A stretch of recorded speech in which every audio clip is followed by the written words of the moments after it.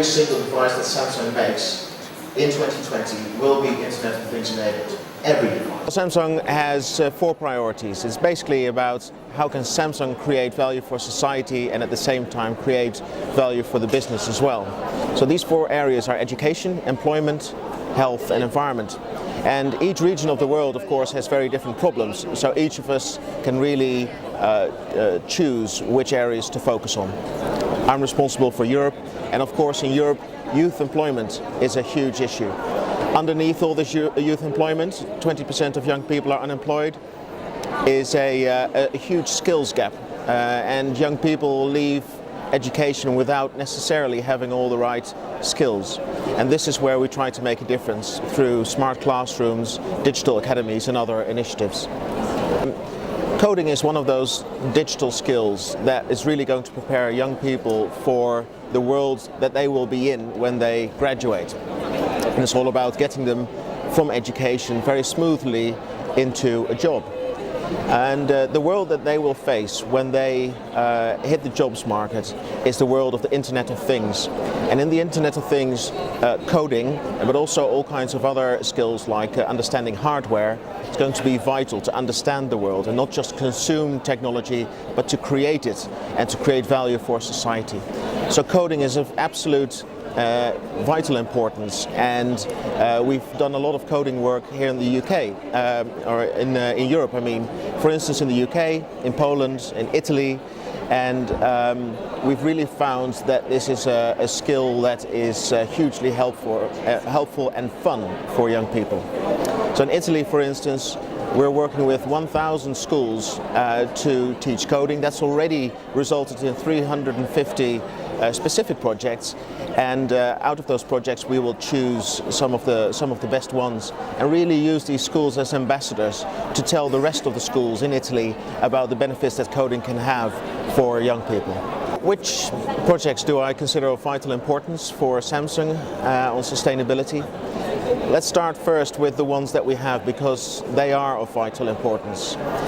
So the background to this is 5 million young people unemployed in Europe, and a skills gap.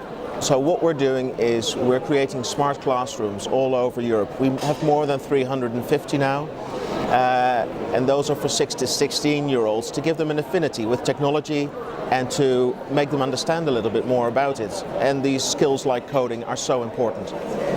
Secondly, for 16 to 24-year-olds, the young people who are I would say closer to hitting the jobs market, we've created digital academies, and we have 35 of those in Europe, including one in Milan as well in Italy. So these are ways of making young people ready for the jobs market and making a closer connection to education and employment. Those are really vital, but of course there's more to be done. And I think for the future, if I look into the future, preparing young people for the Internet of Things is going to be the big thing that we need to focus on. To illustrate that, by 2020 every single Samsung device worldwide will be an Internet of Things enabled device. Data will grow immeasurably, and young people need to be able to handle that and to be able to function in a world like that. And that's what we need to prepare them for. I'd like to work together with other organizations, people we already do with NGOs, Ministries of Education. So, have we found any barriers and difficulties so far? I would say we found a lot. And this is all about collaboration.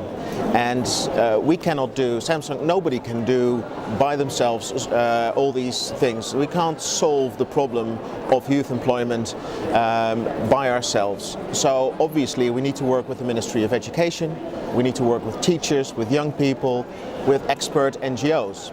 Samsung knows technology, we don't know education itself. We don't know how to teach teachers in the best possible way. And we found that out the hard way, but we also knew right from the start that we had to rely and had to collaborate very closely with all these other stakeholders. To give you an example, our digital academies are located, they're like a Samsung lab inside an existing education institution. So imagine a Samsung lab in the Politecnico University of Milan. If you're inside an existing education institution, you have to collaborate so closely. Of course you'll find problems, but over time we're all getting used to each other, and I would say collaboration is now a lot easier than it has ever been. We want to continue doing that.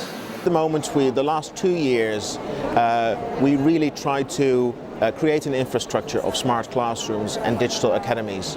I think the infrastructure is just about ready now. So for instance, in Italy, we now have more than 100 schools, smart classrooms, and perhaps that's enough, roughly. We might grow a little bit more, but not too much. The focus is now really from quantity into quality, and making sure that teachers are super confident and super comfortable with technology and start to really experiment with how they can adapt their teaching so that they give the right 21st century skills to their students. So it's really this shift from quantity to quality. Another area that we want to focus on is content. So coding is great, but let's also focus on hardware and combining these things, and soft skills, leadership, communication. Those are really important skills for anyone to succeed in any possible future. But then we also have other areas, and one of them is healthcare.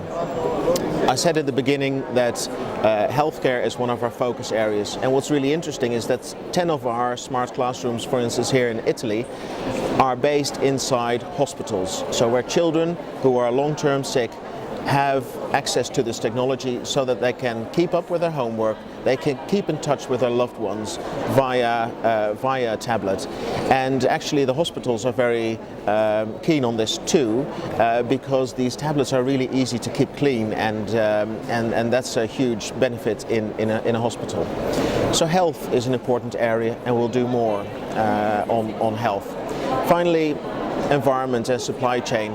These are very important issues as well, and we're doing lots of work to up our game constantly there. I think that is something that we'll communicate more about in the future. Right now, let's just focus on going from quantity to quality and doing more on healthcare, and you'll see us talk about that more in the year ahead. We need to continue working bottom up and top down at the same time to do this as fast as we can. We welcome anyone who wants to work with us, who shares our concern for youth unemployment, and who wants to build young kids' skills for the future. And we welcome anyone who wants to work with us on that, to work together.